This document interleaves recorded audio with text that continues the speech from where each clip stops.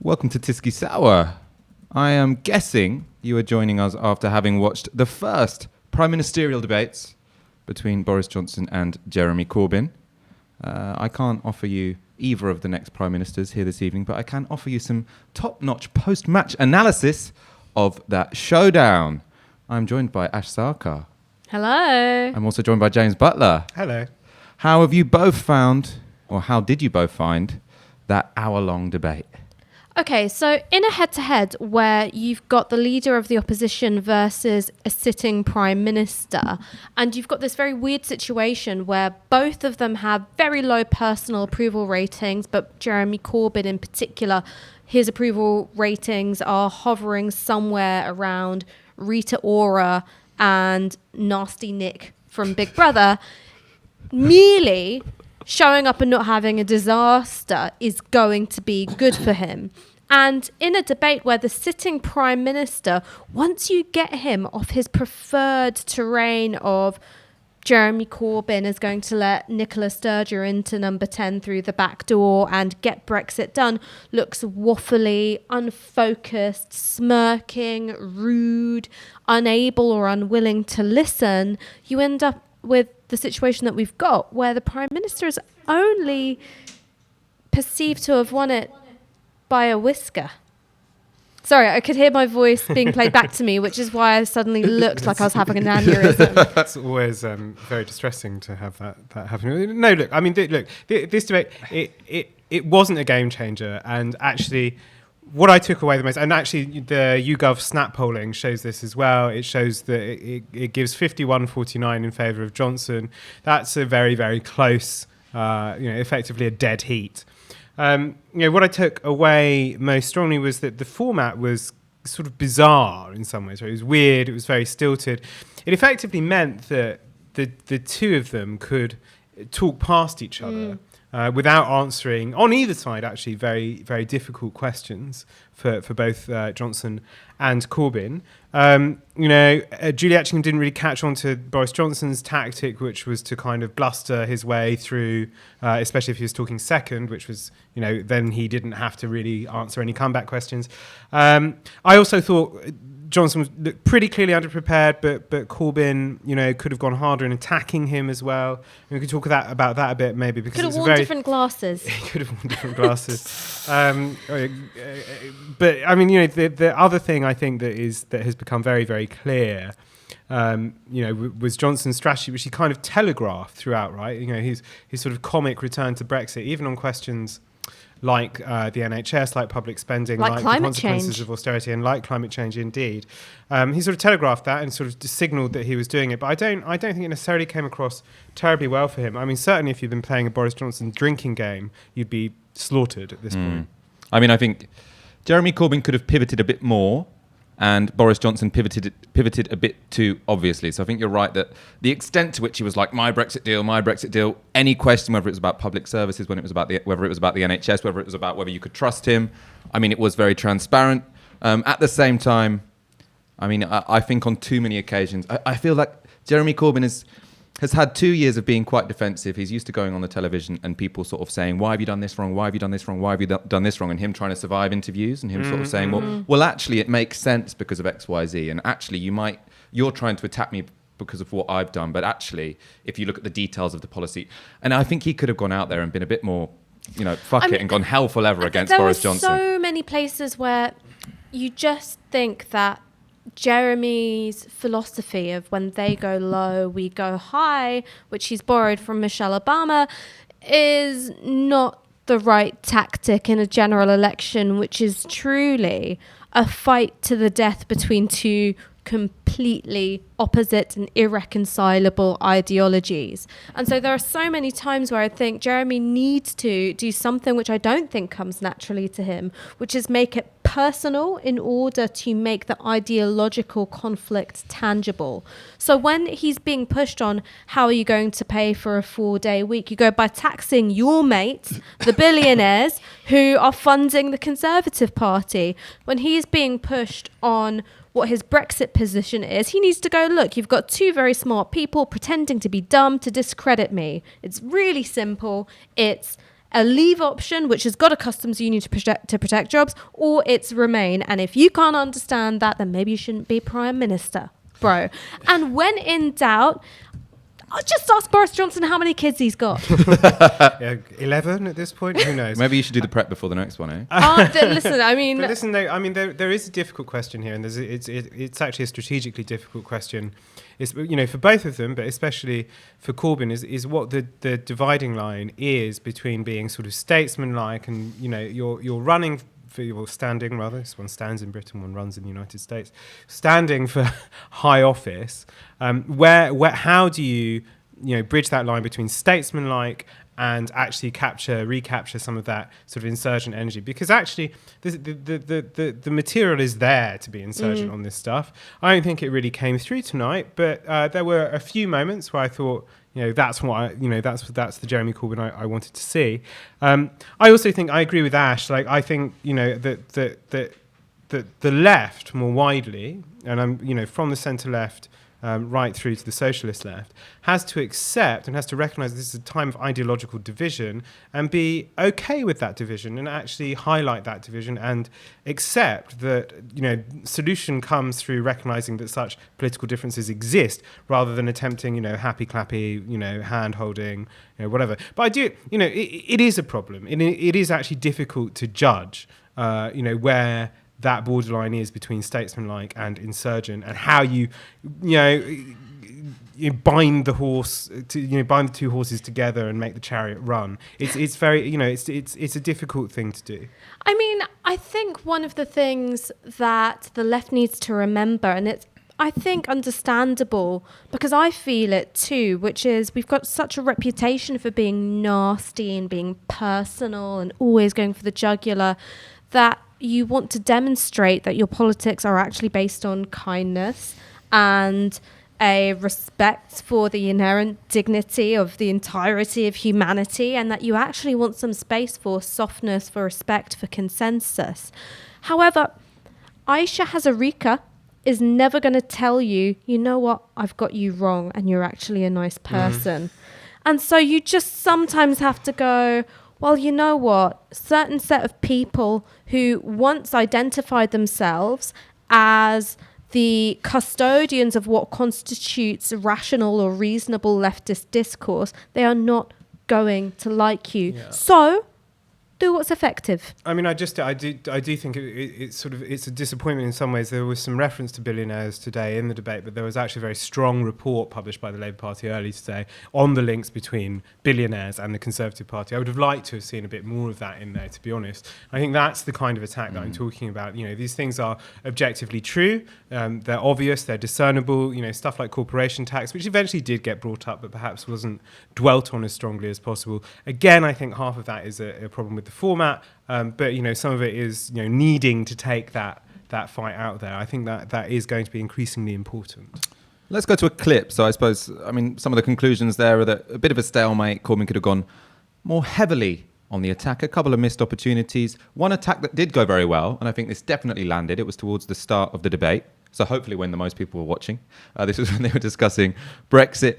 And Jeremy Corbyn laid into Boris Johnson about the possibility that his trade deal with the United States would end up selling our NHS to Donald Trump. So let's go to that clip now. Roll that clip. I want to bring people together. Therefore, there will be a referendum in which that decision will be made by the British people, and our government will abide by that decision. When you say you'll get it done, really, Mr. Johnson, you are going to embark on probably 7 years of negotiations with the United States on a trade deal. You've already indicated that you will allow our National Health Service to be put at risk by a trade deal with the United States. You've already indicated that you would do a Canada-style agreement, which took at least 7 years to negotiate. So you're not going to get it done in a few months, and you know that perfectly well. That was. I'm not sure if that. I think that was the debate with the bit of paper, or the piece. I think that was the bit with the piece of paper. Our screen in here isn't working at the moment, so we are actually going to talk about the clip with the bit of paper in it, because I do love it when a politician brings a prop to a election debate. It's a bit like in the first episode of Borgen. Do you remember when there's the sort of like centrist hero woman who? Oh no, it's the socialist who brings in these printed out documents that show corruption of the other side, and I think it's supposed to be a slam dunk.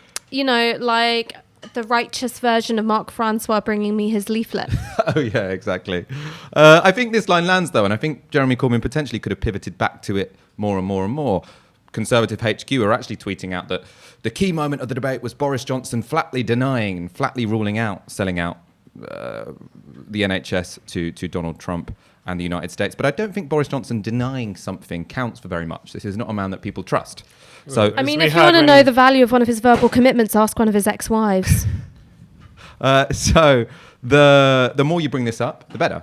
I think. So I think you cannot pivot back enough to the fact that Boris Johnson, whether or not he wants to. So I don't think he's a particularly ideological person. I don't think he has a particular desire to sell the NHS to Donald Trump. But I think that given we know what kind of Brexit deal he is seeking, which is a very hard one, which means we are going to have to pivot towards the regulatory orbit of the United States. Given that Boris Johnson doesn't give a fuck about anything or anyone's health, and given that for him to get that hard Brexit deal and a free trade deal with the United States, America are going to demand access to our NHS, the public cannot trust him not to say, okay, fine, if this is the only way we can have a deal, you can privatise parts of our NHS and we'll pay a bit more for drugs. I think that's what Jeremy Corbyn should be pushing on. When he pushed on it, it worked, and all credit to him.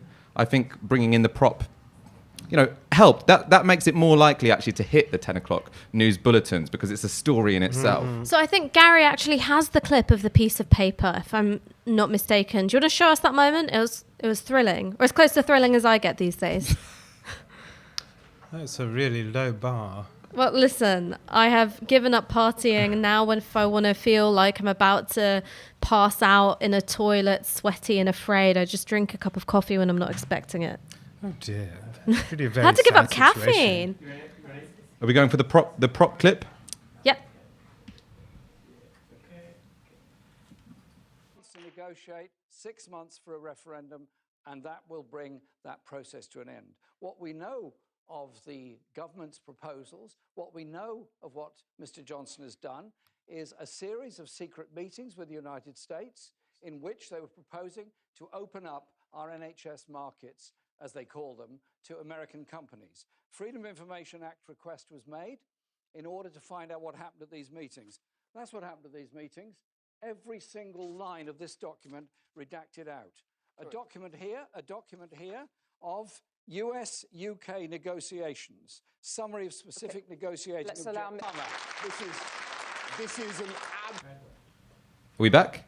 That was the slam dunk clip. How many more debates have we got? How many more head-to-heads have we got? We've got one more head-to-head, which is 6 days out from the election. You've got a 7-way with all the party leaders, where Boris Johnson has already said that he is not going to be he's participating. sending Rishi Sunak, I think that's the... Oh, in the 7-way? Yeah.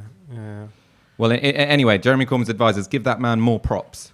I want maybe he can't take that many props, but we want 8 more of those moments in the next debate, right? That's the thing, is that it was a moment of unmediated confrontation, and it was also Jeremy saying something that he knows to be true. And so I think that in terms of what can be learnt from between now and then, and these are all things which are not saying, by the way, oh, this was a disaster, because it wasn't. It was a very good performance from Jeremy Corbyn. But I grew up watching Mike Tyson box, all right? So I was used to those spectacular knockouts, or at least chewing off part of Evander Holyfield's ear. And that's what I want from a prime ministerial debate. It's funny in some ways, isn't it? It was Alec Douglas Hume back in the 60s when the pops, and it would be actors with scripted lines, and the best actor will win. I think there's some substance to that, and I don't think these TV debates are particularly enlightening, but they are opportunities for confrontation like that. There are things that, within a theatrical format, frankly, one has to accept that politics is conducted through media these days, and think about how you create those moments where you have that kind of confrontation. So yes, I think it was important to have that sort of that prop there. I do think that there were other opportunities to do so, to force that kind of confrontation. But again, at the same time, that there is something I can understand the reticence or the need to demonstrate that you are a statesman-like figure. And the thing that in some ways is surprising, Boris Johnson managed to more or less restrain himself this evening. actually, which is quite unusual for Johnson. He stayed relatively disciplined. He fooled around a bit. He said a few silly things, said a few stupid things. He was laughed at. I mean, I do think that laughter, which we, both leaders had laughs from the audience. Not on purpose. Not on purpose. But I do think it is actually quite telling and quite important, and probably, as you're suggesting, Michael, actually explains some of the attitude to Johnson, that was reflected in the sort of effectively dead heat verdict, is that people cannot trust him to tell the truth. People don't trust him to tell the truth. And when he stands there and denies this, they don't believe him. And that's why it's a useful attack line for the Labour Party. At the same time, again, the debate format meant that he was actually able to kind of worm his way out of answering some of these questions. So, for instance, the question not only on privatisation of the NHS, but also the investment in the NHS as well. We briefly cut out, which meant that we were getting up to 3,000 viewers, which is, I think, the most we've ever had live. Then it cut out for a while. We seem to be back now. So if you have any friends who were watching it and who left because it cut out for 30 seconds, tell them to get back on. Where's my Russian bot army I know. that I'd enlisted just for this purpose? We'll release this press release saying this was a sophisticated attack against Novara Media because we were getting unprecedented viewing figures. There are 2.5 thousand people watching now, though. So you're watching Tisky Sour. You're watching Novara Media. As you know, this show is only possible because of your kind support. We will keep improving the technology so that we don't cut out in future.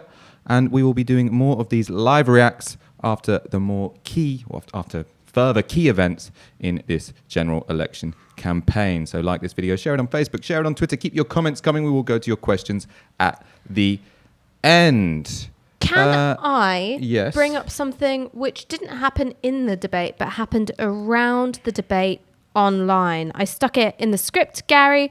This is the rebrand of the CCHQ press account. Now, both the Labour Party and the Conservatives have press Twitter accounts through which they can issue clarifications and rebuttals, and usually the audience for those accounts is limited to either lobby journalists or wannabe lobby journalists, or those of us who are just plain old nerds. They're not seen to be the sort of main line through which you put out the party line, not in the same way as the official account or indeed the party leader account. So this rebrand was pretty interesting. They changed their look, especially for the debate, and rebranded as Fact Check UK.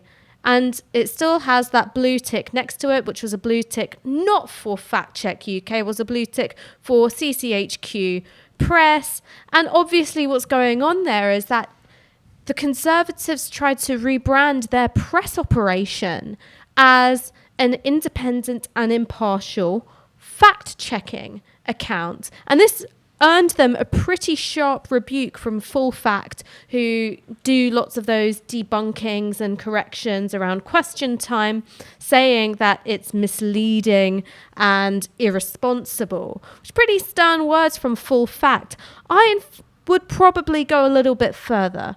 I think I would say that this is an outright lie on the part of the Conservative press operation. It is a disgusting attempt to hoodwink the electorate, and despite everything they've said about setting up a fake news unit in Number 10, do you remember that? Do you remember the units tackle fake news? Yeah. They've decided it's much easier to peddle in it themselves.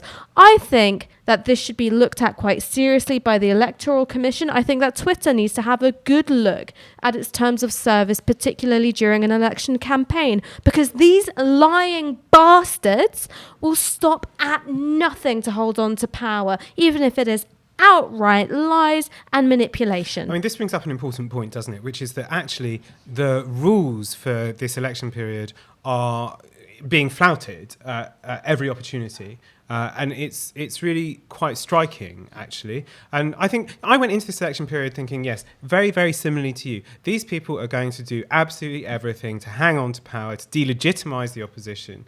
And so stuff like this, which is like a very, very rapid change, a very rapid kind of attempt to exploit what's going on Twitter to kind of shape the debate very, very quickly. The problem is, and it's a problem that social media has created and that social media has brought up, that it's sort of generated by itself.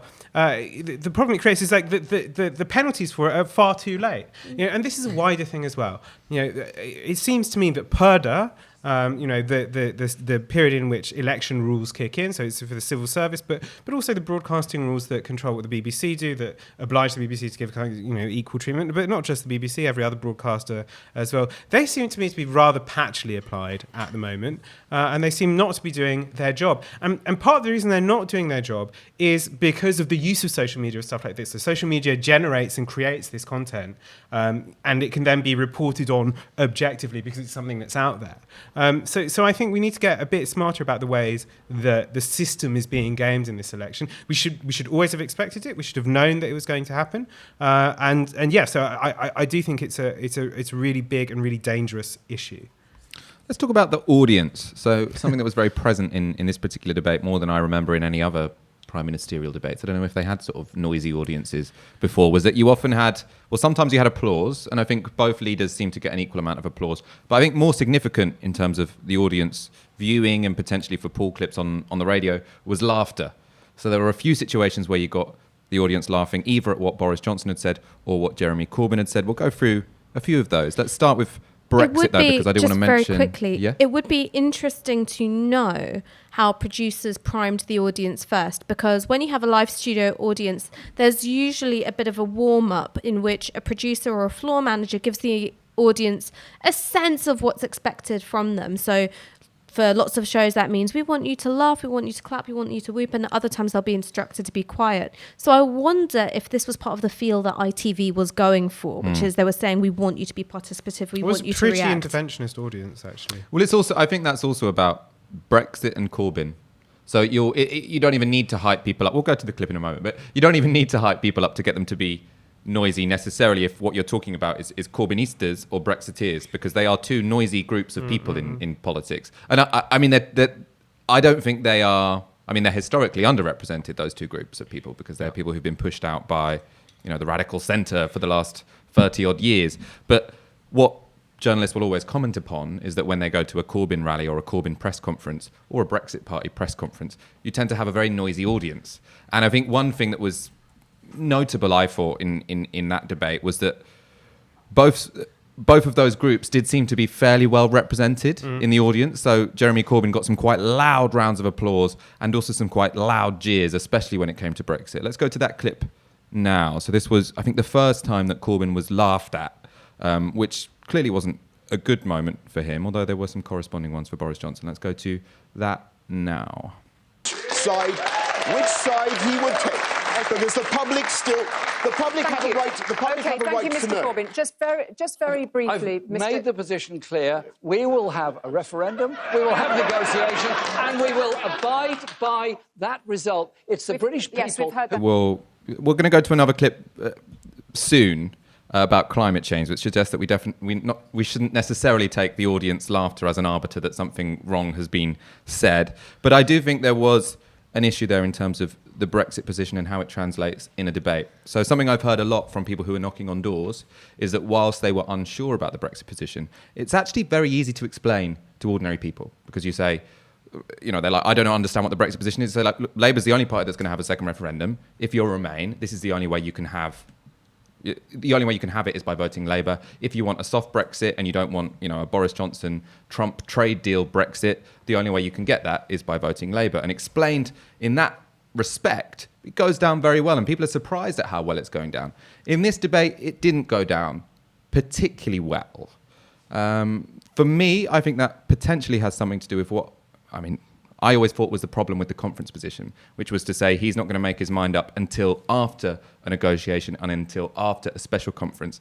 I think actually that Jeremy Corbyn could have got through that debate in a slightly crisper manner if he said, if he explicitly and actively said, I'm going to do what Harold Wilson did, which is I'm going to say neutral and above the debate, because what people really appreciate in the Brexit debate between Leavers and between Remainers is someone who will stand above it all and just be honest. And that if I were to pick a side, then I'd get caught up into the propaganda machines of Remain and Leave. And we've seen that done before. And me, as Prime Minister, I'm going to stand above it all. And I'm going to try and help you, the public, work out who is bullshitting you and who is telling you the truth. And I will be very even-handed when I do that. But because Corbyn and the official Labour position at this point, I mean, potentially there's time for it to change, is that they will have a position, they just haven't decided upon it yet. It means that he can't defend neutrality. He has to just evade the question.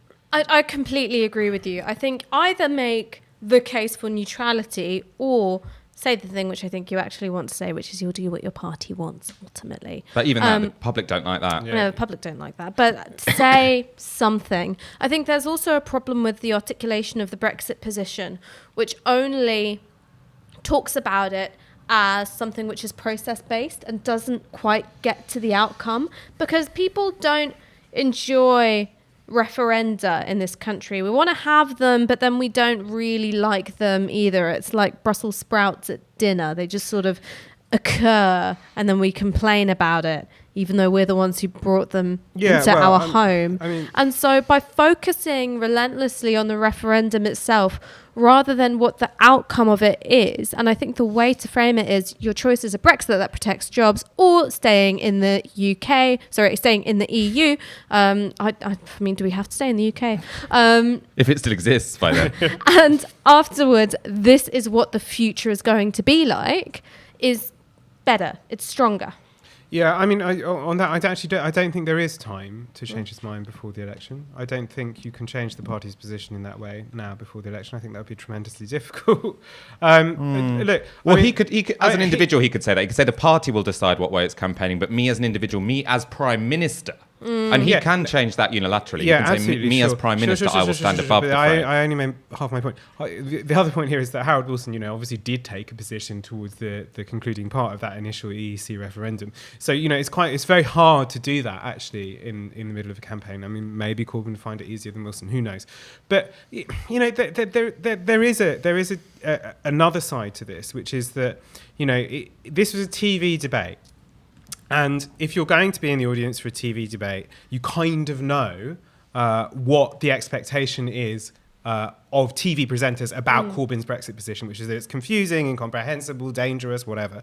So there is a sort of degree of sort of rote reaction here that I think is also worth understanding. I actually agree. I don't think the position is particularly difficult. I don't think the position is particularly hard to explain. I don't think it's wonderful. I think it's not an ideal position by any means. But yeah, no. So I'm not sure I really trust the audience reaction on this stuff. It does seem to me that actually the attack lines from Johnson, which are about exactly as Ash was saying, pointing out this is going to be, there'll be two referendums and you're going to have, be stuck in this unending process forever. They don't seem to have landed quite as well as I would have expected them to.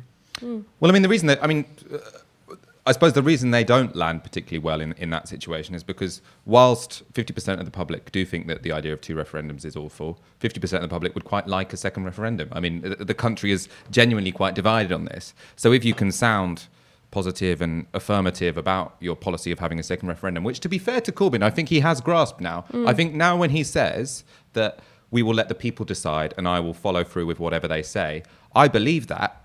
I just think he needs a better and I think that's strong, and I think that will play very well with at least 40% of the public. I think where there's still work to be done is where he stands, and I think he can make a positive defence of neutrality, because at the moment it is a little bit, it comes across as a little bit evasive. Can I introduce a bit where Corbyn not only did surprisingly well, but did better than Johnson on what is usually a banana skin, which is when he was asked about his position on the monarchy. Yeah. Are we ready to get that clip up? So this was in the quickfire round, which I think was, for most people, I think ourselves included, the most enjoyable part of the debate. The whole thing should have been a fucking quickfire round. Yeah, that's true. Man. An hour of quickfire round, you would have ended up with some really interesting headlines by the end of it. That's what you would have got on Tisky. Exactly. An hour of quickfire. Gary, are you ready for that one? One second. Apart from you, James. Cool. Tell us when you are. Apart from what? Apart from James. You're saying he can't do a short answer. His idea of a quick fire round is reciting the entirety of the Canterbury Tales. That's not true. Well, for one thing, I don't know them by memory. Not yet. But look, I mean, whatever. Fine. I do think. Not yet. I mean, Chaucer there's a serious point with that, though, isn't there? Which is and the serious point is this: that the structure of the debate made it very, very difficult for those two to respond to each other. And in a quickfire round, they're actually much more responsive. Now, there may also be that, actually, I don't think either of them particularly wanted to be in a debate where they got sort of stuck into the weeds with each other. I think that's a mistake. I think probably Corbyn comes out better in a debate where there's actually more genuine interaction between the two of them. But yeah, no, I do think that it's unfortunate, really, because it's part of the history of political TV debates that they are these kind of weird situations where people talk past each other. How are we doing with the Monarchy clip? Sick. Even a yes or no, gentlemen, given that we're looking at the clock. How do you define a few words? Well, just editing, 1, 2, or just give us a clear, precise answer. The first question is Sue from Leeds. Is the monarchy fit for purpose? Jeremy Corbyn. Needs a bit of improvement. Mr. Johnson. The institution of the monarchy is beyond reproach. Is Prince Andrew fit for purpose? Before we discuss Prince Andrew, I think we should discuss the victims that are there because of what Epstein was doing.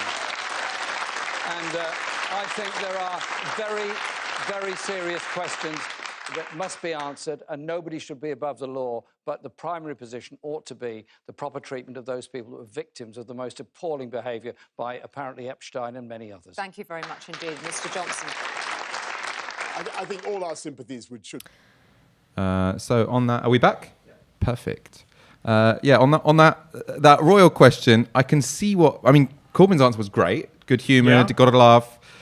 Johnson's answer, really misfired. I think what he was trying to say is that the institution, I think he was trying to make it a backhanded insult towards Prince Andrew, but it basically just sounded like he was defending the monarchy. I don't think that he was. Well, I think he was trying to corner Jeremy Corbyn by saying, I think. So he's like, oh, look, the British public like the institution of the monarchy, and Jeremy Corbyn's a bit of a Republican, so I'm going to say they're beyond reproach. Yeah. But what he hasn't realised is that actually there isn't that much of a distinction between the institution of the monarchy and the people who are actually in the royal family. Well, I think your reading of it is right, but I think he also just completely misread the question. The question was obviously and implicitly a Prince Andrew question. That was the thing that Corbyn grasped in his response, and it's the thing that Johnson missed in his response.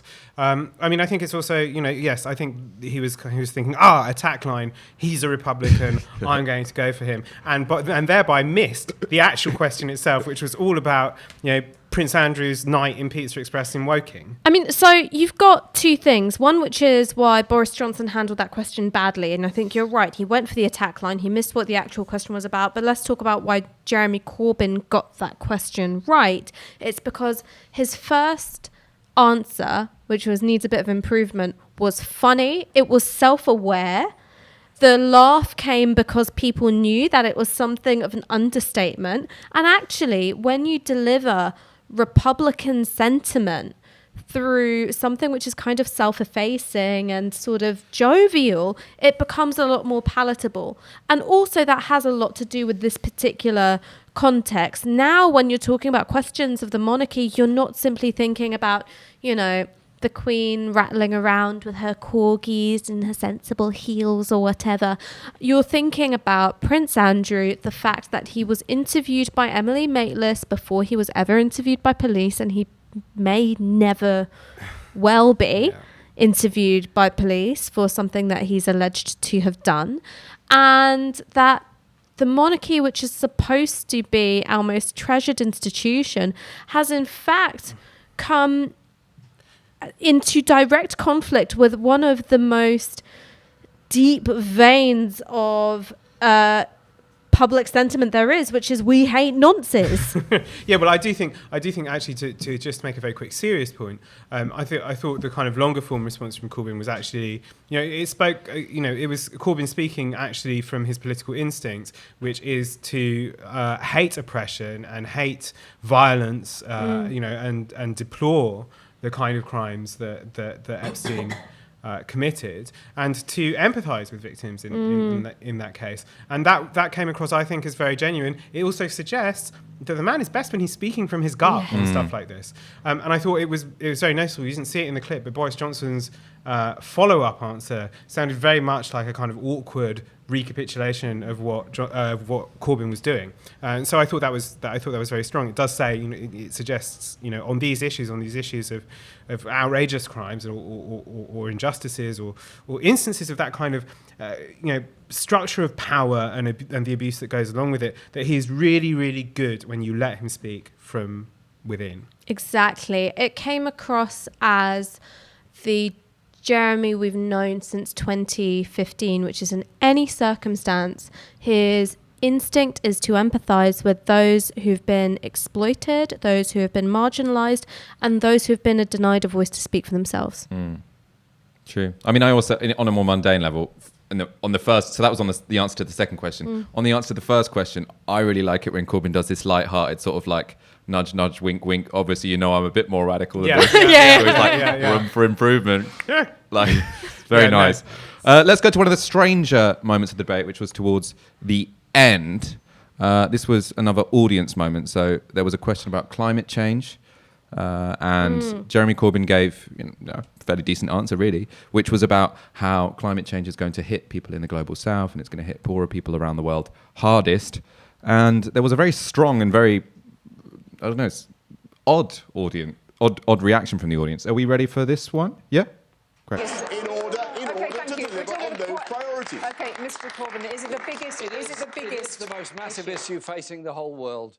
When the poorest people in the poorest countries lose out because of flooding and unusual weather patterns, when we have unusual weather patterns in this country, when we have extreme levels of air pollution, we have to have a green industrial revolution where we invest for the future in sustainable industries and jobs and prevent the continuing damage to our natural world and our environment. Thank you very much indeed. Thank you.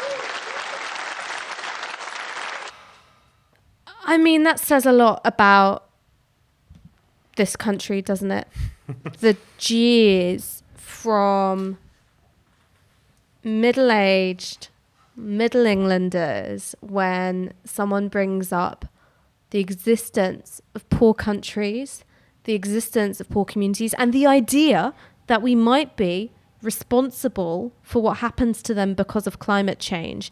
And the thing that I said about this on Twitter is that is the real culture war.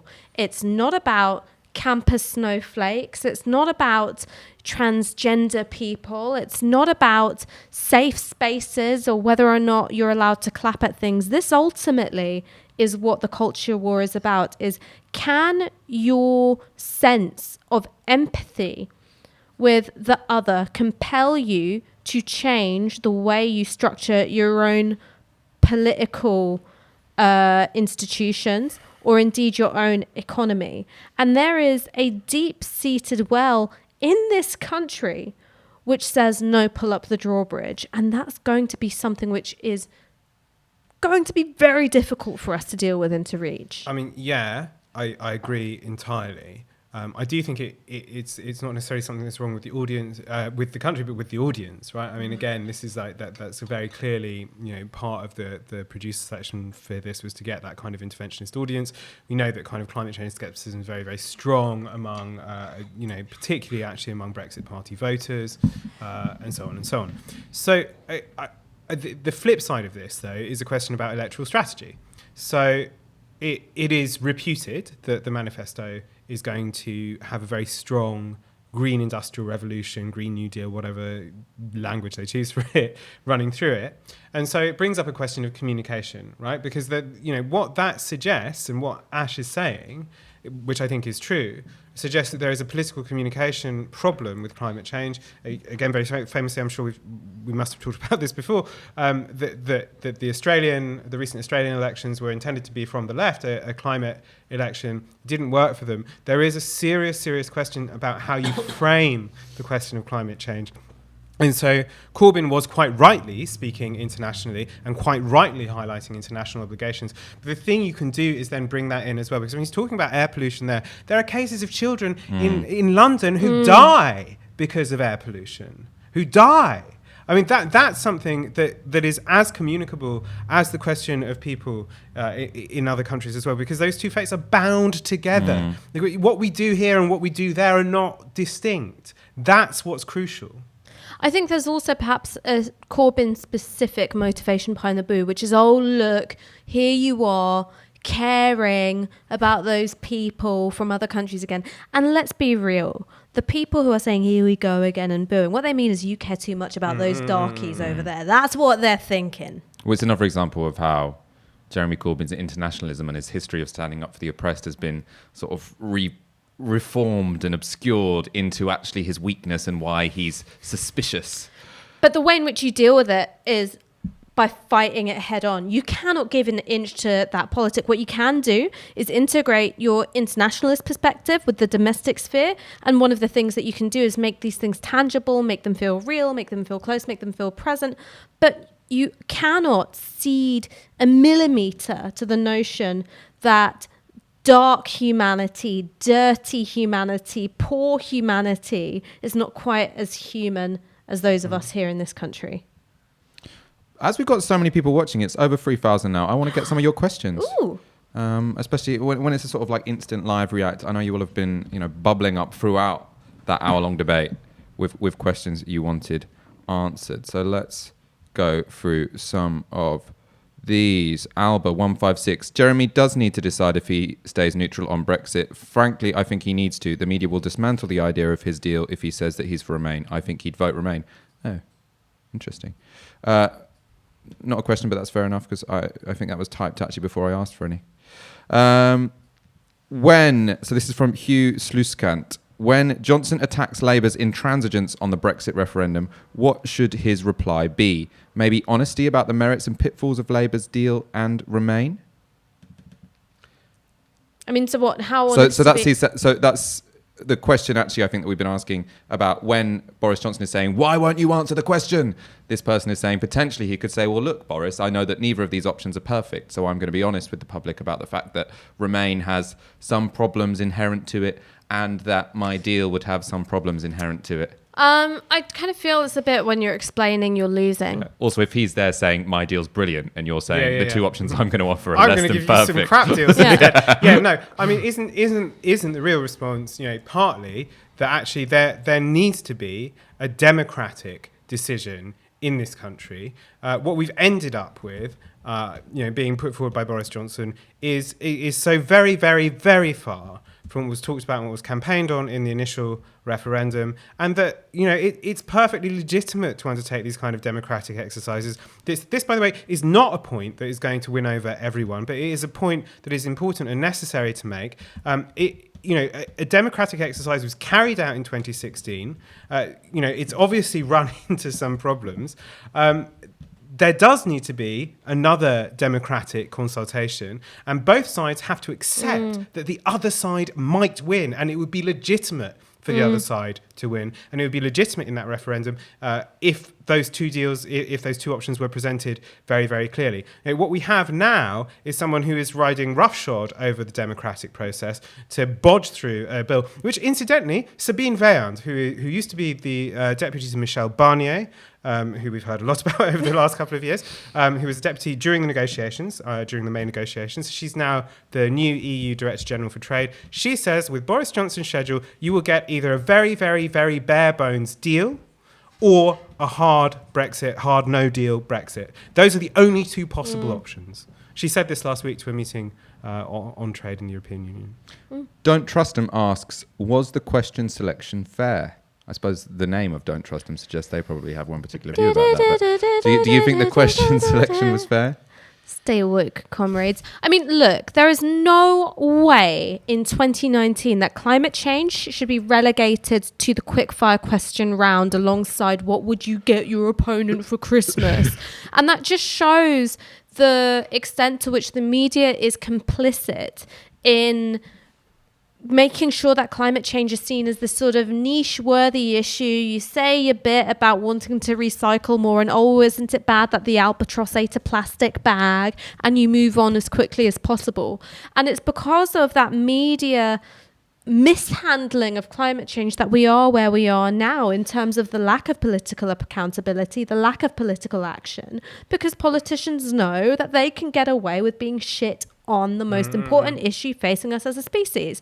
So I think that in terms of the balance of the questions, actually, I would like to see climate change take up a whole half of the debate. Well, of course, the climate strikers were asking for the party leaders to participate in a climate debate, and it's Boris Johnson who's been holding out in participating in that. Yeah, the questions were fucking weird, but people are fucking weird. I mean, it's one of the... No, but I think this is sometimes like quite important for people who are kind of very, very politically engaged, is that actually people's politics, I find this, any time that you're canvassing, any time that you're out kind of doing that sort of political work, that people's political views are really, really strange. And so the way that these questions are shaped are often pretty strange themselves. Nonetheless, I think the series, the staging and the sequencing by the producers is pretty shocking, actually, to be honest. It was it was bizarre, meandering, weirdly. What I would have rather have seen is actually, who cares about the audience, right? Who cares about audience questions? It's a nice little gimmick, but so what?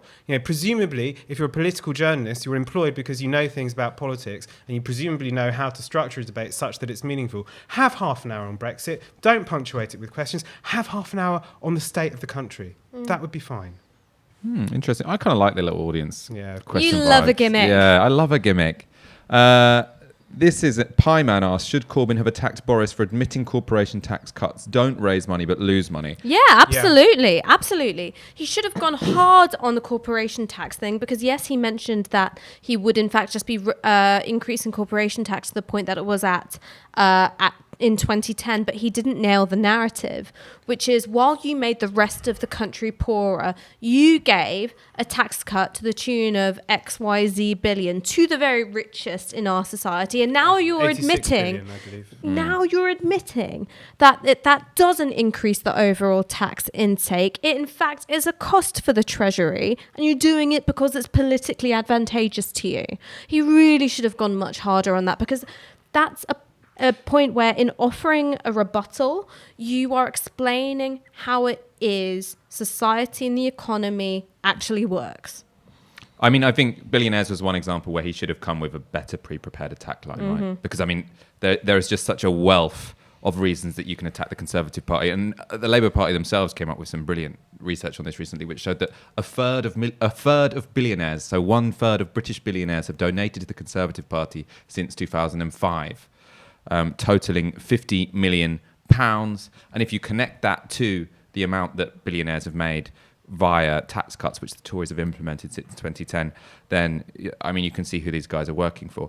And in fact, I think that does link to one other thing, which is that I don't think the Tories' record for the last 9 years was brought up as much as it should have been. Yeah. And you can blame that on the questions, or you can blame that on, not enough discipline when it comes to pivoting back to what is the Conservative record over these last 9 years, because that is, in a way, I mean, obviously Labour's sort of transformative manifesto is hopefully going to be a boost to the campaign, but Labour's biggest strength is the Conservatives' weakness over the last 9 years, which is that queues in hospitals are as long as they've ever been. 4 million people are waiting for an operation. 600,000 people last year were waiting on beds in corridors for more than 4 hours. So this idea that Boris Johnson can stand there as this fresh leader who just wants to get Brexit done so he can deal with the NHS is preposterous. The idea that he's saying the only reason we haven't been able to invest in the NHS is because we've been so busy with Brexit because Parliament won't get it done. We know what their party has done for the last 9 years when they've been in power, and when they haven't had any supposed distractions. What they do to the NHS is they cut it. And let's hope to see some more of that in the second round, I think. I think that's where you can have a killer blow every 5 minutes, which is tackling them on their record. It's almost a bit complicated, the argument about him admitting that corporation tax cuts don't actually raise, like it's a sort of Laffer curve. Yeah. It's saying he's said that he doesn't actually believe it. In your face, to me, that's almost a bit too much explaining. Well, I just say you have run our public service. You lied about how this works for 10 years to enrich your friends. That's what you did. That's the lie. That is the line. Yeah, talk about his weird-ass friends, because even if people, I don't know how, even if politically engaged people don't know precisely who his friends are, look at that man. He's clearly got some dodgy friends. just like his whole demeanour. Craig Gent, who was in the room with us actually, but has done the polite thing, which is to put his question in the comment instead of shouting it across Novara Media studio. Gent. Gent, like gentleman. What a gent. Will Johnson? He's blushing. I can see him Will blushing Johnson from be here. worried or rattled in any way after tonight's debate? Well, yes. If you have a little look at the numbers from Sam Coates on the breakdown of that YouGov polling. So overall, the scores were 51 to Johnson, 49 to Corbyn on who won. But let's look at the specifics. You've got trustworthiness. Corbyn ranks 45. Johnson ranks 40. Prime Ministerial. Corbyn rates 29. Johnson 54. Likeable. Corbyn 37. Johnson 54. In touch with ordinary people. Corbyn 59. Johnson 25. So I don't know what the quality is for likeable, which isn't being in touch with ordinary people. But British people, you do you. Answer questions how you want to. Yeah, I mean, it does raise some questions about what the particular virtues that are involved in being prime ministerial are if they're not sort of trustworthy or in touch with ordinary people. But there you go. I mean, the British political psychology, fucking weird. But I think if you look at those numbers, so one is sitting prime minister to squeak through a debate on what is essentially a draw is not comfortable reading when you've still got 3 weeks left in a general election campaign. You've got another head-to-head and you've got manifestos which are going to drop. You've got clear areas of improvement for Jeremy Corbyn, and if I was in his team, I would be setting out a strategy for how you tell your story better about who you are, tell the story of who the Tories are much, much more effectively. You look at the ratings on what it means to be prime ministerial and what it means to be likeable, and actually rather than trying to become a whole different person, is actually shift the dial on how those criteria are defined and shaped. Because that's something which Corbyn was able to very effectively do in 2017. We haven't had a similar moment of really getting to see who he is and how he does break the mold of what we expect from someone in a position of immense power. And I think that those things need to be done. I don't think he'll be especially worried, but he'll have wanted to do better than he did. But the problem with this is always that, look, incumbents go into these debates and it's theirs to lose. It's always harder on someone who's in office going into a debate like this. So he'll be pretty glad that it was just a dead heat. He will have wanted to have won decisively, and he didn't. So perhaps, I mean, I'm sure he sleeps very well. Rich people usually do. But look, it wasn't a Nixon Kennedy moment. No one won or lost the debate tonight, and so it continues. I think what was interesting about it, and I think what will be, the one thing that I think would worry Boris Johnson going into this, and I agree, the debate itself was a stalemate, but in terms of looking at what are the possibilities and the opportunities for both people going into the next debate and the rest of the campaign, is I think that particular format, it doesn't play well to what are Boris Johnson's favourite talking points, which is basically distractions. It's sort of like, you liked this thing in the 1970s, you're an anti-Semite, you're a Marxist, when you're talking about real issues that affect people's lives and you bring up what are often smears or often just, sort of nonsense stories from decades ago, it doesn't play well. So that debate was actually, even if it wasn't sort of done in the most, sophisticated or clear or enlightening way, was about policy. And when you have a debate about policy, Boris Johnson is quite weak because all he can do is very obviously pivot back to Brexit, pivot back over and over again. When he does that, Labour have found themselves a successful attack line, which is to say that what you want out of Brexit is a trade deal with the United States of America. And the British public should in no way and will not believe that you will not, in those negotiations, sell out the NHS because that's what Donald Trump wants and because we know that you've mentioned that 6 times in various meetings with civil servants. So that's the one way that Labour can derail what is Boris Johnson's eternal pivot, which is back to Brexit, because their record on all the other things he wants to talk about is so poor. So he wants to talk about police, NHS. The moment he even mentions the NHS, You know, he shouldn't be able to finish a sentence without someone saying there are 4 million people waiting for an operation. There were 600,000 people last year waiting on trolleys for over 4 hours, the highest number on record. That man should not be able to finish a sentence about the NHS or the cops when 20,000 were cut. And I don't think there was any indication there that Boris Johnson knows how to talk about policy. So if you block the Brexit pivot, then I do think there is, which Labour have found a way to do, I do think there is a way to win that next debate. Yeah, I mean, I just like the couple of other things I think that were interesting about the performance here. I thought Corbyn's story, his story about his friend who died yesterday, Jane, and I thought that was well delivered, and I thought that was actually pretty human. I thought that was a good and important moment. A couple of things that interestingly didn't come up, or that Johnson avoided. So obviously, you know, he sort of avoids talking about the NHS in any great detail because it's very difficult for him. He didn't commit to ending austerity. I mean, that was what was starting, because if you remember that they went into the 2017 debate, or the 2017 election, saying effectively austerity was over, then produced a manifesto that said otherwise, right? He's not gone in saying austerity is over. I think that's important and significant. Also missing tonight was the 1.2 trillion figure, right? I expected that to be on Boris Johnson's lips. Didn't go there, didn't use it, perhaps because it's not working. Yeah, because people can see it's just not remotely true. I think we should wrap up there. I mean, there was actually one question that I saw Yeah. in the comments. Yep, go for it. Which is, what would you give Boris Johnson as a Christmas present? What was so Jeremy Corbyn's answer was he was going to Give him A Christmas Carol by Charles Dickens. Yeah, which I thought was quite good. Yeah. What would I give him for Christmas? I'd give him a voucher for a takeaway restaurant in Camberwell, because I think in Christmas he'll have moved back into his girlfriend's flat. Ooh, I was just going to say I'd give him a at-home paternity test. Do I have to answer as well? Yeah, fine. I don't know, one-way flight to New York. Fine, get him out. It's quite pleasant. Yeah, New York's you're feeling quite nice. very festive I was at the moment. the inside of a raging volcano. Well, I mean, you know, as we heard tonight, we're not supposed to be divisive anymore, so we've all got to be sort of nice and happy. There are divisions in politics. Exactly. See, this is the thing that I like very much, and I think is very important. We should accept that there are divisions in politics. We should accept that division is actually healthy, and when those divisions are out in the open, we can talk about them. We can talk about that people have different political visions for the country. That matters, and that creates a healthy democracy. The problem is that we're living through the end of a period in which there was no, explicit and articulated and very clear acknowledgement that there was division in our society. That has rankled for so long, and we're just living through, it coming to the surface. I'm sorry, I know we're wrapping up. When the presenter was just like, can we have a pledge now that you two are going to be nicer? And I was like, why? Weren't there a bunch of pledges?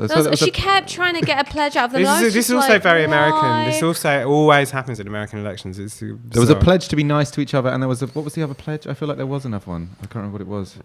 That's how... make Parliament less abusive, which I think is fine, but it wasn't where it needed to be, which is actually like there is an epidemic of abuse in Westminster, an epidemic of kind of staff abuse in Westminster, and that didn't go. That wasn't mentioned, but whatever. But yeah, I hate that sort of attempt to, we're all motivated by the same impulse. No, we're not all motivated by the same impulse. I don't want children to have to turn up to school hungry. Boris Johnson wants power at any cost because it reminds him that he's done the best on all his family and out of all his Eton chums. Those are two very different motivations. They are not equal motivations. Anyway. I'll let you. HK says they would get Boris Johnson a sense of self-awareness and shame, which I think is quite good. Failing that, a sedative. You have been watching Novara Media. You have been watching Tisky Sour. I've been joined by James Butler and Ash Sarkar. As you know, this channel is only possible because of your kind donations. So if you are already a subscriber, thank you very much. You are what makes this possible. If not, please go to support.novaramedia.com and donate the equivalent of 1 hour's wage a month. And if you do that already, potentially give us a little election bonus, because we want to be putting out an extra, we want to be putting out lots and lots of content over the next few weeks. We will be back for Tisky Sour on Thursday, which I think, if all goes to plan, will be after the launch of the Labour manifesto. So see you then. Good night. Bye. Gentlemen. Okay, leaving politics aside, what gift would you lead leave for Mr Johnson under the Christmas tree? Well, I know Mr Johnson likes a good read. So what I would probably leave under the tree for him would be A Christmas Carol by Charles Dickens. And he can then understand how nasty Scrooge was. Thank you.